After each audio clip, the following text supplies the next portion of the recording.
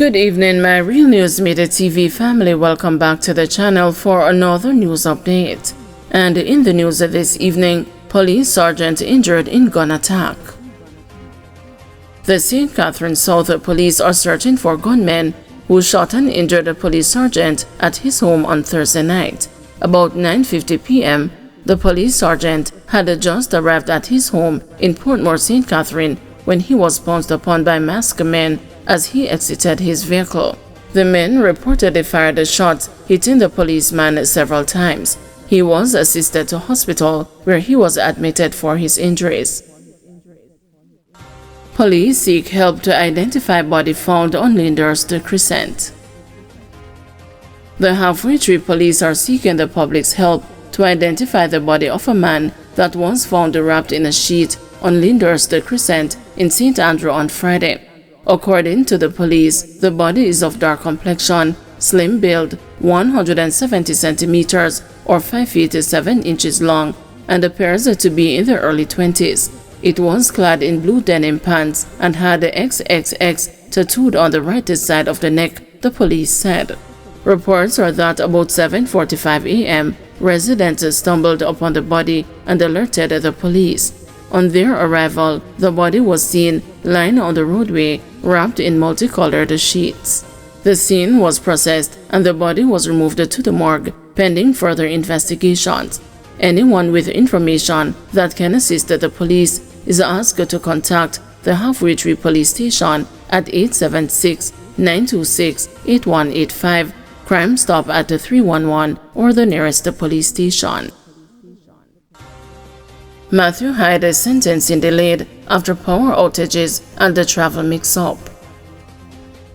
The sentencing of 21-year-old Matthew Hyde, the former University of the West Indies student who held his girlfriend captive in a dorm room and assaulted her in 2023, has been postponed to November 22 following a power outage at the Supreme Court on Friday. A travel oversight, which saw Hyde arrive into court over 2 hours later from lockup, delayed the hearing. Attorneys were observed making checks with the police several times regarding his whereabouts before he finally arrived. Then, minutes into the session, repeated power outages at the Supreme Court shut down the affair. The lights at the King Street Court flickered on and off about 4 times before going out completely. After waiting in vain for several minutes, sitting Judge Justice Carolyn Ty Powell, who was in the midst of hearing from Hyde's lawyer, Patrick Peterkin, was forced to reschedule the proceedings. Prior to the blackout, Hyde had asked to speak to the female complainant to issue an apology, which she allowed through her counsel on the condition she would be allowed to respond. The hearing never got to that point, a fact which frustrated the complainant, according to her counsel, Opika Gordon. She is disturbed. We understand that what happened today was beyond anyone's control, but she will make herself available for the continuation, he said. The young woman was not in court physically, but sat on the proceedings via Zoom. Gordon told the news pre-hearing that the woman was hoping for a sentence that fits the abuse, torture, and assault that she suffered. Peterkin, who stressed to the judge that Hyde was not beyond redemption, told the news pre-hearing that he was hoping for as lenient a sentence as possible in the circumstances. Peterkin is also hoping that the judge will take into consideration the contents of a psychiatric evaluation, which he did not detail, and Hyde's time spent in custody, totaling 1 year and around 9 months. In his address to the judge, the attorney mentioned Hyde's youth, remorse, and the psychological fragility as points for Justice Ty Powell to consider.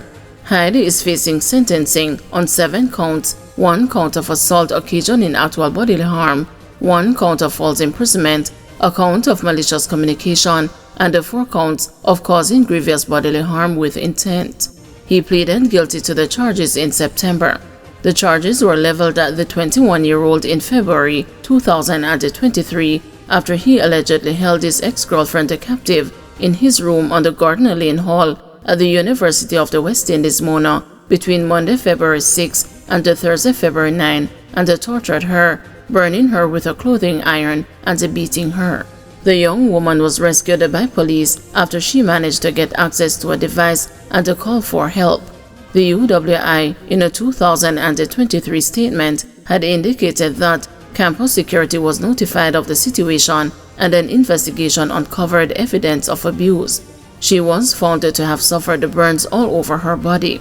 Campus security immediately advised the campus police, along with the Mona police, who quickly responded, rescued the female student, and handed over the accused to the Halfway Tree police station, where he was charged with assault occasioning grievous bodily harm, the UWI said. Hyde returns to court on November 22. St. Catherine man charged allegedly taking $2 million in Jobcam. A 56-year-old St. Catherine man has been charged after allegedly collecting approximately $2.2 million from victims in a job scam. Philip Panton is charged with obtaining money by false pretense and a conspiracy to defraud. Reports from the Spanish Town Criminal Investigations Branch stated that Panton told a male relative he could secure him a spot on an overseas work program. Between May and July 2024, the relative and other persons reportedly paid $2,190,000 to Panton. However, Panton allegedly failed to provide the job and did not return the money collected. The matter was later reported to the police.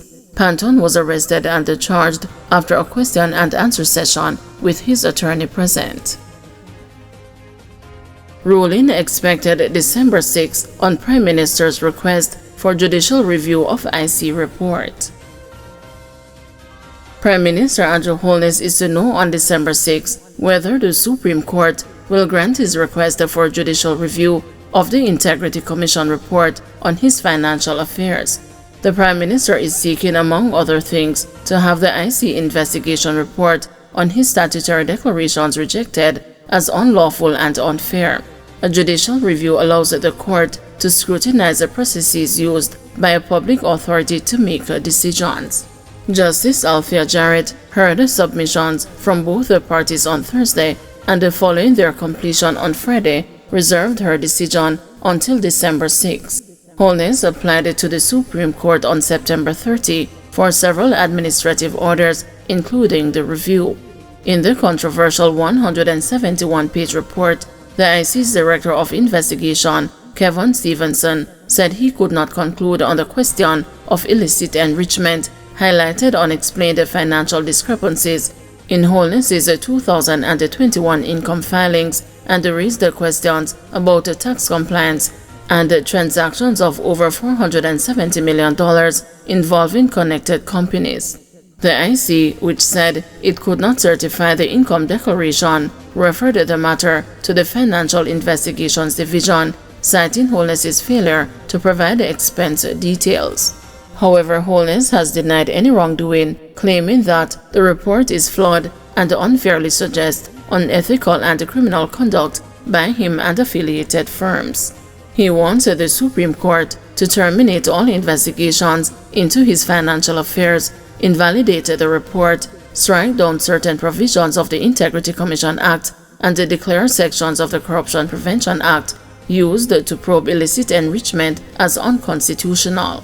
Holness, his company, Imperium Investment Holdings Limited, and the two other connected entities, Positive Media Solutions Limited and the Positive Jamaica Foundation, are seeking judicial review. Their case is being led by King's Counsel Georgia Gibson Henlin of the law firm Henlin Gibson Henlin. The respondents are two senior commission executives, Director of Information and Complaints Craig Beresford, the first respondent, and the Director of Investigations, second respondent, and the commission itself, third respondent. The firm Hilton Powell is representing the IC and its officials. The lead attorney is King's Counsel Michael Hilton, a former Solicitor General of Jamaica. Thank you everyone for watching. See you tomorrow morning at 6 a.m. for another news update.